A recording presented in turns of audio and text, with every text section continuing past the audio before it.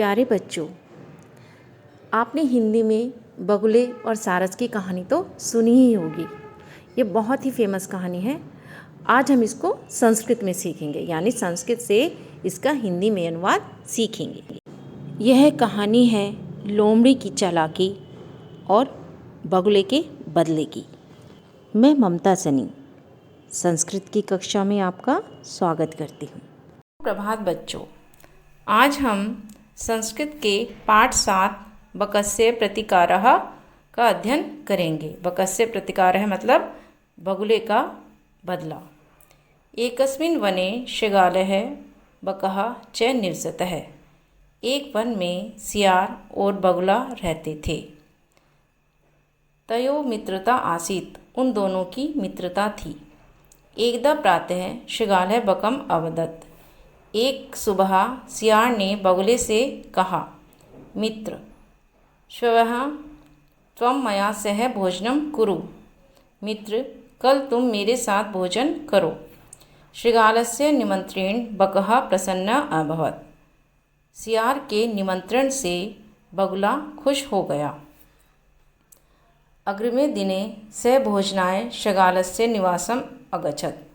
अगले दिन वह भोजन के लिए सियार के घर गया। कुटिल स्वभावः शृगालः स्थाल्यां बकाय शिरोदनम् अयच्छत्।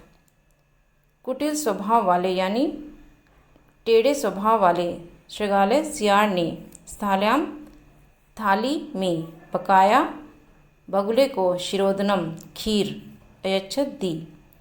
कुटिल स्वभाव वाले सियार ने थाली में बगुले को खीर दी।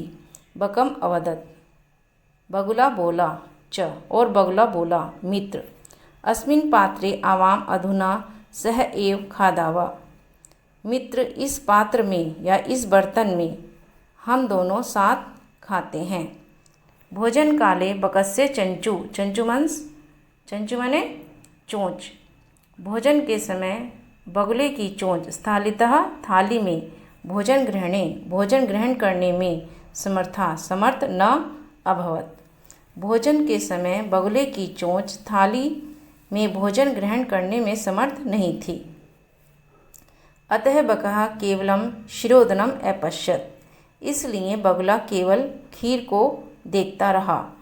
शृगाल तु सर्वं शिरोदनम अभक्ष्यत्। सियार ने तो सारी खीर खा ली। शृगालेन वंचितः बकः अचिन्त्यत्। सियार से अपमानित बगुले ने सोचा, यथा अनेन मया सह व्यवहारः कृतः तथा अहम अपि तेन सह व्यवहरिष्यामि। जैसा इसने मेरे साथ व्यवहार किया है वैसा ही व्यवहार मैं इसके साथ करूँगा। एवं चिंतित्वा, यह सोचकर सह शृगालम अवदत्, उसने शृगाल से कहा यानी सियार से कहा, मित्र, त्वम अपि श्वः सायं मया सह भोजनम करिष्यसि। मित्र, तुम भी मेरे साथ कल शाम भोजन करोगे। बकस्य निमंत्रेण शृगालः प्रसन्नः अभवत्। बगुले के निमंत्रण से सियार खुश हो गया। यदा शृगालः सायं बकस्य निवासं भोजनाय अगच्छत्। जब सियार शाम के समय बगुले के घर भोजन के लिए गया, तब बगुले ने संकीर्ण मुखे यानी तंग मुख वाले, जैसे कि मटका होता है, नीचे से चौड़ा होता है और ऊपर से पतला होता है, कलशे शिरोदनम अयच्छत्। तब बगुले ने संकीर्ण मुख वाले या तंग मुख वाले बर्तन में खीर दी। शृगालम च अवदत्, और शृगाल से यानी सियार से कहा, मित्र, आवाम अस्मिन् पात्रे सह एव भोजनम कुर्वः। मित्र, हम दोनों इस बर्तन में साथ ही भोजन करते हैं। बकः कलशात् चंच्वा शिरोदनम अखादत्। बगुले ने बर्तन से चोंच के द्वारा खीर खा ली, परंतु शृगालस्य मुखम कलशे न प्राविशत्। लेकिन सियार का मुंह बर्तन के अंदर न जा सका, यानी बर्तन के अंदर से वह खा न सका। अतः बकः सर्वं शिरोदनम अखादत्। इस प्रकार बगुले ने सारी खीर खा ली। शृगालः च केवलम ईर्ष्यया अपश्यत्। सियार केवल ईर्ष्या से देखता रहा। शृगालः बकं प्रति यादृशं व्यवहारम् अकरोत्।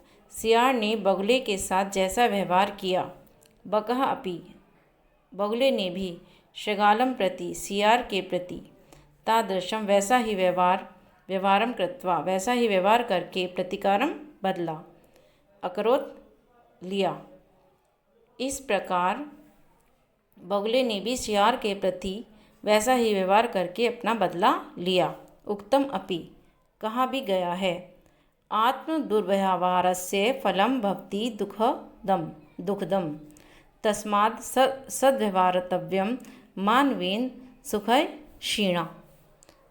अपने द्वारा किए गए बुरे व्यवहार का फल हमेशा दुख देने वाला होता है, इसलिए सुख चाहने वाले व्यक्ति को हमेशा अच्छा व्यवहार करना चाहिए।